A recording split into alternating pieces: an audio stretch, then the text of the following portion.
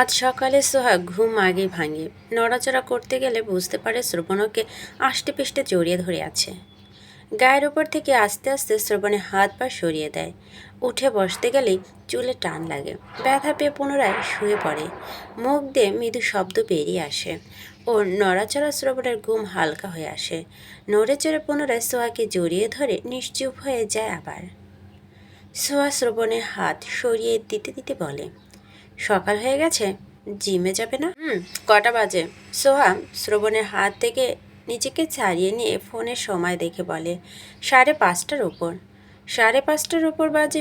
শোয়া থেকে উঠে বসে শ্রবণ। রাতে ঘুমের ওষুধ খেয়ে ঘুমিয়েছিল, সেজন্য সকালে ঘুম ছাড়তে চাইছে না। অল্প সময়ের মধ্যে ফ্রেশ হয়ে বেরিয়ে যায় জিমে যাওয়ার জন্য। সোহা নিজেও ফ্রেশ হয়ে রুমে থেকে বের হয়। তখনই ফ্ল্যাটে প্রবেশ করে মাজেদ আন্টি। ওনার হাতে অল্প কিছু সবজি আছে, হয়তো ওদের জন্য নিয়ে এসেছে। উনি সোহার সঙ্গে টুকটাক কথা বলে রান্নাঘরে প্রবেশ করেন। গতকালে জমিয়ে রাখা থালা বাসন ধুয়ে পরিষ্কার করে রেখে দেয় গুছিয়ে। রান্নাঘরে পরিষ্কার করে ড্রয়িং রুম ঝাড়ু দেয়। মাজেদা আন্টি নাস্তা তৈরি করতে নিলে সোহা বলে, নাস্তা তো বাইরে থেকে নিয়ে এসে। আমাকে তো শ্রবণ গতকাল বলছিল এখন থেকে সকালের নাস্তা বানিয়ে দেওয়ার জন্য। ও, দুপুরে কি খাবে? নাস্তা তৈরি করে দুপুরের খাবার তৈরি করে রেখে যাব। দুপুরের খাবার তো আমি তৈরি করি। আমাকে বলেছে দুপুর আর রাতে রান্না করে রেখে যেতে। সোহা আর কিছু বলে না। রান্নাঘর থেকে বের হওয়ার জন্য ঘুরে দাঁড়াতে মাজেদা আন্টি বলে, তুমি শ্রবণের আপন চাচাতো বোন? সোহা আবার ঘুরে দাঁড়ায়, মাথা নাড়ে হ্যাঁ বোঝায়। মাজেদা আন্টি আবার বলেন, শ্রবণের সঙ্গে বাড়িতে কোনো ঝামেলা হয়েছে? ও বাড়িতে গিয়ে থাকে না কেন? বিয়ের সময় গিয়ে শুধু কিছুদিন ছিল। সোহা মনে মনে কিছু একটা ভেবে বলে, আমি তো সেভাবে কিছু জানি না, ছোটবেলা থেকেই এমন দেখে আসছি। তোমরা একে অপরের আগে থেকে ভালোবাসতে? না, পারিবারিকভাবে বিয়ে তোমাদের? সোহা চুপ করে থাকে। কথা বলছো না কেন? ভাইয়ার ইচ্ছা হয়েছিল বিয়ে। ও, শ্রবণ কিন্তু খুব ভালো ছেলে। সোহা জোরপূর্বক মৃদু হেসে বলে, সোহা আর দাঁড়ায় না রান্নাঘরে। রান্নাঘর থেকে বেরিয়ে বেডরুমে চলে আসে। ও কি আর রান্না করতে হবে না ভেবে অনেক আনন্দ হচ্ছে। এখন থেকে আর হাত জ্বালা করবে না। জানালার পর্দা সরিয়ে গ্লাস খুলে দেয়। বাইরে থেকে সকালের হিমেল হাওয়া এসে ছুঁয়ে দেয় ওর সারা অঙ্গ। চোখ বুজে লম্বা একটা শ্বাস টেনে নেয়। কেন যেন ভালো লাগছে এখন। আনন্দ আনন্দ ফিল হচ্ছে। আজকে সোহাকে নিয়ে ভার্সিটিতে এসেছে শ্রবণ। গাড়ি থেকে বেরিয়ে ওর বন্ধুদের কাছে এগিয়ে আসে। আশেপাশে ছেলেমেয়েরা ওদের দুজনের দিকে তাকিয়ে আছে। বিশেষ করে মেয়েরা তাকিয়ে আছে শ্রবণের দিকে। শ্রবণ আগে থেকে ভার্সিটি ক্রাশ বয়। ওর লুক, পার্সোনালিটি, অ্যাটিটিউড সকল মেয়ের নজর কাড়ার জন্য যথেষ্ট। মেয়ে তো ধারের কাছে যাওয়া তো দূর, চোখ তুলে তাকিয়ে দেখে না কখনো। গতকালই বোধ হয় কোনো মেয়ের দিকে ভালোভাবে তাকিয়েছিল আর একটা চর বসিয়েছিল। গতকালকে শ্রবণকে দেখে তো অনেক মেয়ে রীতিমতো ফ্যান্টাসিতে ভুগছে। সব মেয়ে তো শ্রবণের মতোই জীবনসঙ্গী চায়। ওর মতো জীবনসঙ্গী হলে আর কি লাগে। সোহা ভাগ্য নিয়ে কথা বলছে অর্ধেকের বেশি মেয়ে। এই মেয়েই প্রথমে শ্রবণের কাছে র্যাঙ্কিং হয়েছিল, আর এই মেয়েকে বিয়ে করে নিল শ্রবণ। কি ভাগ্য মেয়েটার। শ্রবণ হাসানের দিকে তাকিয়ে বলে, তোর মামাতো বোন ফার্স্ট ইয়ারে না? হ্যাঁ। কোন ডিপার্টমেন্ট? ইংরেজি। আজকে এসেছে? হ্যাঁ। ওকে ডাক এখানে। কেন? দরকার আছে, ডাক। হাসান কিছুক্ষণ শ্রবণের মুখের দিকে তাকিয়ে থেকে ওর মামাতো বোনের ফোনে কল করে। সোহাকে শ্রবণ নিজের ক্লাসে রাখতে আসে। সবাই কেমন করে তাকিয়ে আছে দুজনের দিকে। শ্রবণ সোহাকে হাসানের মামাতো বোন রিতার পাশে বসায়। ক্লাস থেকে বেরিয়ে যাওয়ার আগে আবারও একবার বলে, কেউ কিছু বলে ভয় না পেয়ে আমাকে কল করবি। আর রিতা, তোমার কাছে তো আমার নাম্বার আছেই, ও না পারলে তুমি কল করবে। রিতা মাথা নেড়ে বলে, ঠিক আছে ভাইয়া, আপনি টেনশন করবেন না, আমি খেয়াল রাখবো ওর দিকে। শ্রবণ ক্লাস থেকে বেরিয়ে যায়। ওর সাথে সাথে পা মিলিয়ে হাসান নিজেও বেরিয়ে যায়। ক্লাসের সব মেয়েরা কৌতূহল নিয়ে সোহার দিকে তাকিয়ে আছে। মনের মধ্যে অনেক প্রশ্ন জমা হয়ে আছে, কিন্তু করতে পারছে না। রিতা নিজেও কৌতূহল দমাতে না পেরে বলে, সোহা সোহা দরজার দিক থেকে দৃষ্টি সরিয়ে রিতার মুখের দিকে তাকিয়ে বলে, হ্যাঁ বলো। তুমি আর শ্রবণ ভাইয়া সত্যি সত্যি কাজিন? হ্যাঁ। তাহলে ভাইয়া সেদিন তোমাকে র্যাকিং করতে দিল কেন? করতে দেয়নি, সে নিজেই করেছিল। আস্তে আস্তে বললেও রিতা শুনতে পায়। বিস্ময় নিয়ে বলে, ভাইয়া নিজেই সেদিন র্যাকিং করেছিল? হ্যাঁ। তোমরা রিলেশন করে বিয়ে করেছো? সোহা দুদিকে মাথা নেড়ে না বোঝায়। রিতা তাকিয়ে থাকে সোহার মুখের দিকে। আরও অনেক প্রশ্ন গিজ করছে মাথায়, কিন্তু এত প্রশ্ন করলে সোয়া কি মনে করবে এটা ভেবে করছে না। হাসানকে অনেক প্রশ্ন করেছিল গত রাতে।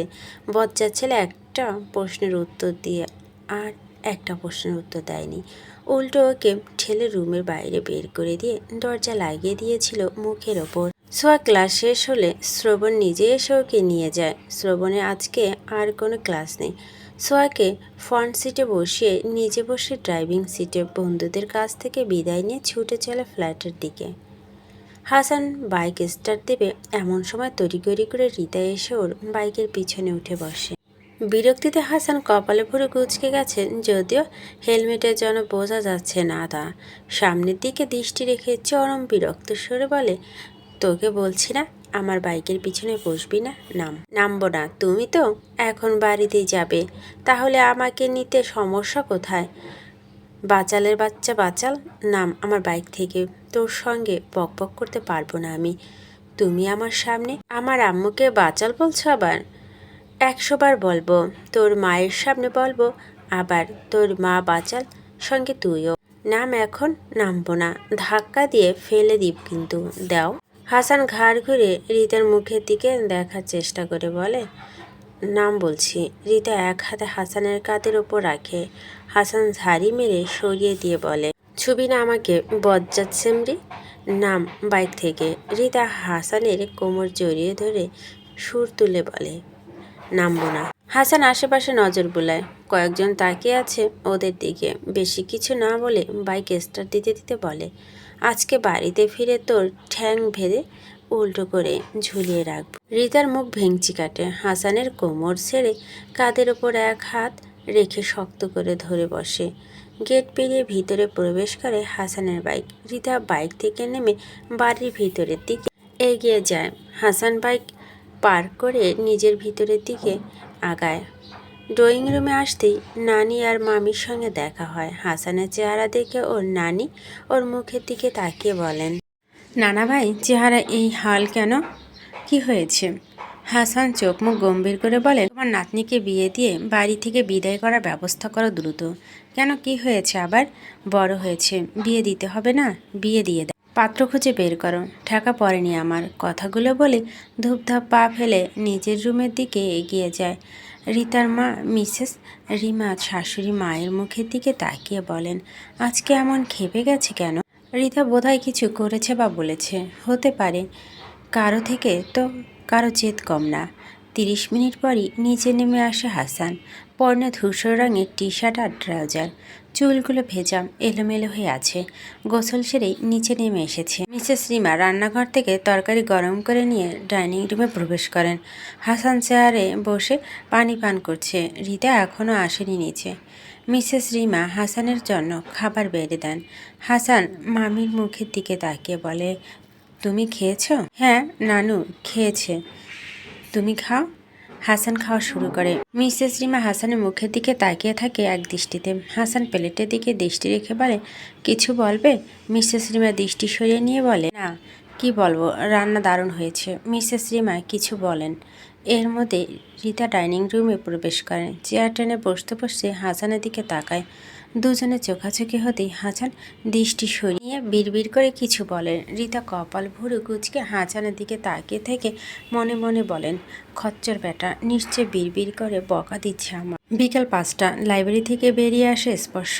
চোখ মুখ মলিন, বিষণ্ণতায় জেঁকে ধরেছে পুরোপুরি। হাসি খুশি ছেলেটা মুখে হাসি মিলিয়ে গেছে একেবারে। ভার্সিটি গেট পেরিয়ে বাইরে বেরিয়ে আসতেই দেখে গাড়ির পাশে দাঁড়িয়ে আছে সিহাম আর সামাদ চৌধুরী।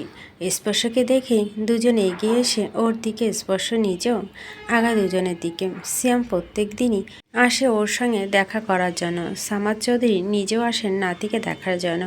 বাড়িতে ফিরে নিয়ে যাওয়ার অনেক চেষ্টা করেছেন, কিন্তু স্পর্শ যে এদের কাছে হার মানতে হয়েছে। স্পর্শ কিছুতেই বাড়িতে ফিরবে না। তনিমা চৌধুরী অনেকবার এসেছিলেন ছেলের কাছে, কিন্তু স্পর্শ দেখাই করেনি ওনার সঙ্গে। দূর থেকে দেখেই সরে গেছে সেখান থেকে। শামীম রেজা চৌধুরী তো দেশের বাইরে রয়েছে। স্পর্শের সঙ্গে যোগাযোগ করার চেষ্টা করছেন, কিন্তু ব্যর্থ হয়েছে। স্পর্শ বাবা মা আর খালাকে সব জায়গা থেকে ব্লক করে দিয়েছে। এই তিনজনের সঙ্গে কোনো রকম সম্পর্ক রাখতে চায় না। সামাদ চৌধুরী মেজ নাতিকে জড়িয়ে ধরে বলেন, কেমন আছো দাদু ভাই? আলহামদুলিল্লাহ। তুমি কেমন আছো? আলহামদুলিল্লাহ। দুপুরে খাওনি? চোখ মুখ এমন শুকিয়ে আছে কেন? খাবো একটু পর। এখনও খাওনি? এত অনিয়ম করলে তো অসুস্থ হয়ে পড়বে ভাই। স্পর্শ চুপ করে থাকে। খাও। ও তো বেঁচে থাকতে ইচ্ছে করে না আর। সামাদ চৌধুরী ছেড়ে দিতে সিয়াম এসে ভাইকে জড়িয়ে ধরে বলে, ভাইয়া বাড়িতে ফিরে চলো। আর ফিরে যেতে বলিস না। কেমন আছিস? ভালো। স্পর্শ চোখ দুটো পানিতে টইটম্বর হয়ে গেছে। সামাদ চৌধুরী নাতিদের দিকে তাকিয়ে বললেন, গাড়িতে বসো দুজন। আমি বাড়িতে যাব না দাদা ভাই, বাড়িতে যাব না। তাহলে কোথায় নিয়ে যাবে? রেস্টুরেন্টে আসো। দুই ভাই দাদার সঙ্গে উঠে বসে গাড়িতে। স্পর্শ উদাস হয়ে বাইরের দিকে তাকিয়ে রইল। ওদের তিন ভাইয়ের মতো জীবন যেন কারো না হয়। সামাদ চৌধুরী স্পর্শর দিকে তাকিয়ে আছেন। শ্রবণ কিছুটা মুভ অন করলে স্পর্শ এখনও পারেনি। ও এখনও সেই দিনটার মধ্যে ডুবে আছে। কিছুতেই বেরিয়ে আসতে পারছে না। শ্রবণের সঙ্গে সোহা আছে, ওর বন্ধুরা আছে। স্পর্শের সঙ্গে তো কেউ নেই। স্পর্শর বাইরের মানুষদের সঙ্গে মিশতে পারে না। ওর একটাও বন্ধু নেই সিয়াম ছাড়া। সিয়ামও আলাদা ভার্সিটিতে পড়ে। শ্রবণের চেয়ে এখন স্পর্শর জন্য বেশি খারাপ লাগে ওনার। ছেলেটা এত বড় বড় আঘাত পেয়েছে যে হাসতে ভুলে গেছে, কাঁদতে ভুলে গেছে, কথা বলতে ভুলে গেছে। কাউকে কিছু বলতে পারে না, সহ্য করতে পারে না। ভালোবাসা হারিয়ে যখন ভঙ্গুর হয়ে বলো, তখন বাবা মায়ের আসল রূপ একদম গুঁড়িয়ে দিল। এখন উঠে দাঁড়ানোর মতো শক্তি নেই। ওর ভিতরে কেমন অনুভূতি হয় সেটা একমাত্র ও আর আল্লাহ তাআলা ভালো জানে। দুপুরে খাবার খেয়ে বেরিয়ে গেছে শ্রবণ। এখন রাত 9টা বেজে গেছে, কিন্তু এখনও ফেরেনি। সোহা দূর দূর বুকে বালির জড়িয়ে ধরে বসে আছে, ব্ল্যাঙ্কেট নিয়ে মাথা পর্যন্ত ঢেকে। নিচে কুকুর ডাকছে। রুমে বসে স্পষ্ট শুনতে পাচ্ছে সোহা। কুকুরের ঘেউ ঘু শুনি আরও ভুতুরে ফিল হচ্ছে সব কিছু। এই শ্রবণ ফিরবে কখন? ধমক খাওয়ার ভয় বেচারি কলও করছে না। জানেই তো সোহা রাতে একা থাকতে ভয় পায়, তবুও কেন এত রাত পর্যন্ত বাইরে থাকে? সন্ধ্যার পর বাইরে না গেলেই কি হয়? ধমক খাওয়ার ভয়টা ঝেড়ে ফেলে ফোন হাতে নিয়ে শ্রবণের ফোন কল করে। ভূতের ভয় মরার চেয়ে শ্রবণের ধমক খেয়ে বেঁচে থাকা অনেক ভালো। সোহা এখনও মরতে চায় না, মাত্রই তো 19 বছর। প্রথমবার রিং হতে ফোন রিসিভ হয়। ওপাশ থেকে ভেসে আসে শ্রবণের কর্কশ গলার স্বর। কি হয়েছে? ফোন দিচ্ছিস কেন?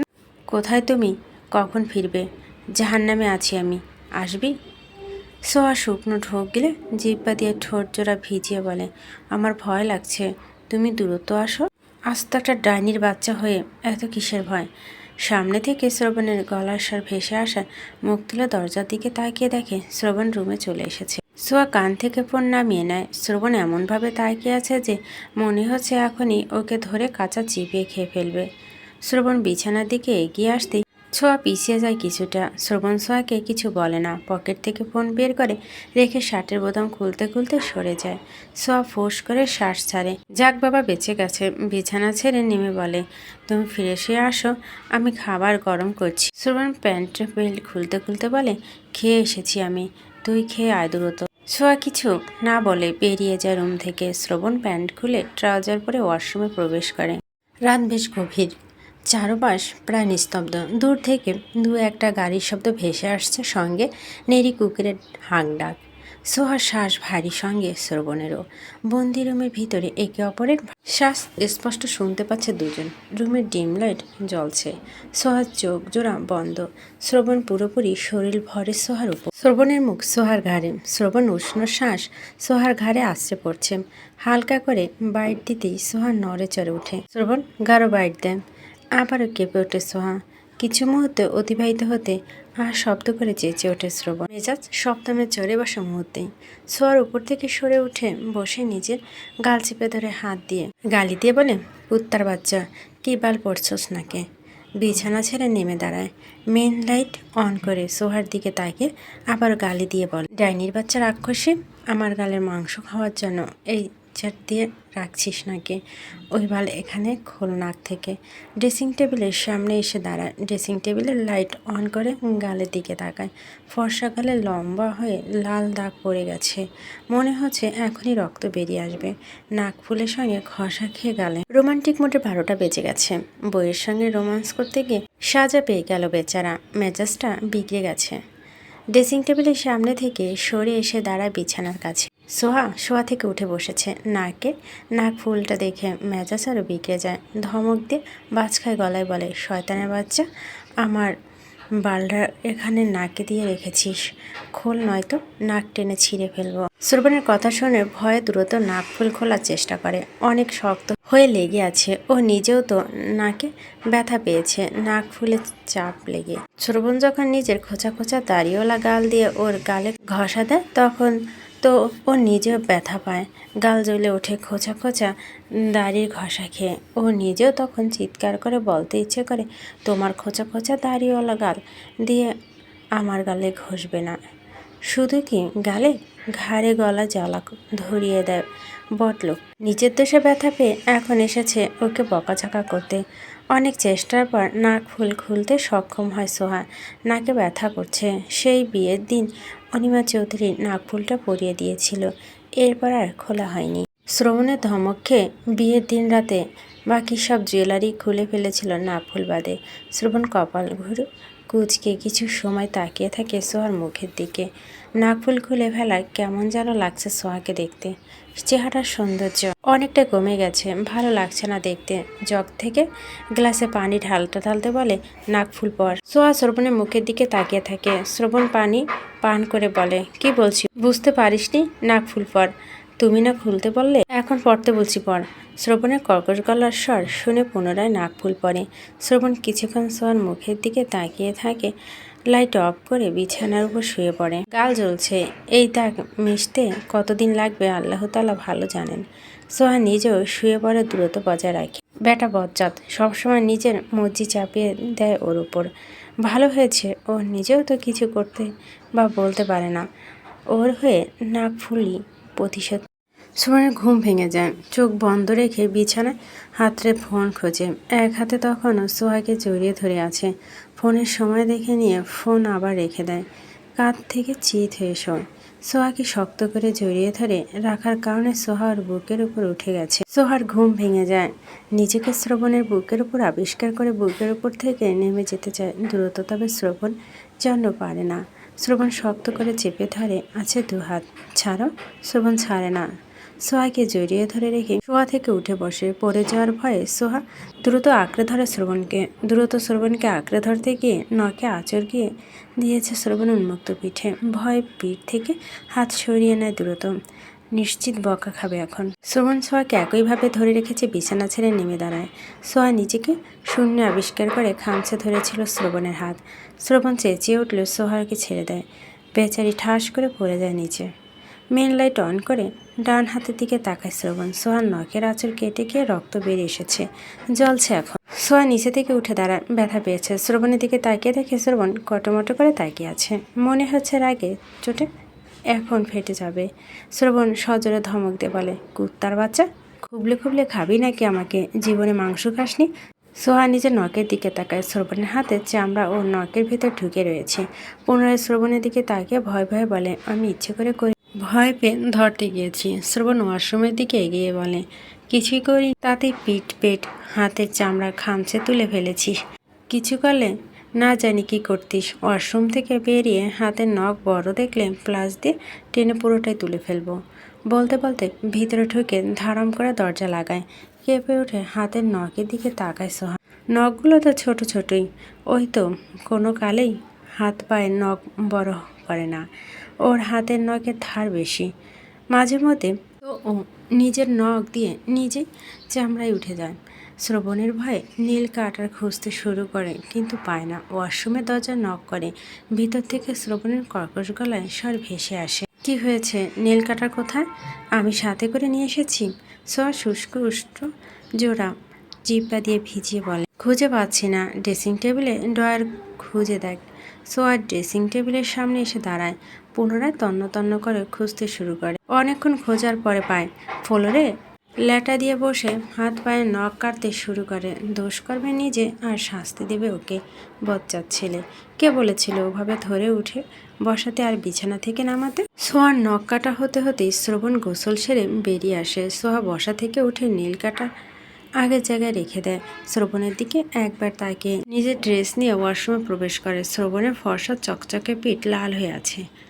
প্রায় 10 মিনিট পেরিয়ে যায়। শ্রবণ ওয়াশরুমের দরজা ধাক্কা দিয়ে বলে, ডাইনির বাচ্চা, সারাদিন কি এমন ওয়াশরুমে বসে থাকবি নাকি? বের হচ্ছিস না কেন এখনো? কি করছিস ভেতরে? হঠাৎ দরজায় ধাক্কা। শ্রবণের বাসখাই গলার স্বর শুনে চমকে ওঠে সোহা। শ্রবণ এখনও জিমে যায়নি। মরলি নাকি? কথা বলছিস না কেন? নাকি আরেক ব্যাটার কথা ভাবতে ভাবতে বের হওয়ার কথা ভুলে গেছিস? হয়ে গেছে, আসছি। 2 মিনিট পর চুল তাওয়ালা পেঁচাতে পেঁচাতে বেরিয়ে আসে সোহা। শ্রবণের দিকে তাকিয়ে দেখে ট্রাউজার টি শার্ট পরে দাঁড়িয়ে আছে। জিমে না গিয়েও এভাবে দাঁড়িয়ে আছে কেন? ভয়ে ভয়ে জিজ্ঞেস করি বসে, আজকে জিমে যাবে না? না। কফি নিয়ে আয় যা। সোহা সোজা রুম থেকে বেরিয়ে রান্নাঘরে চলে আসে।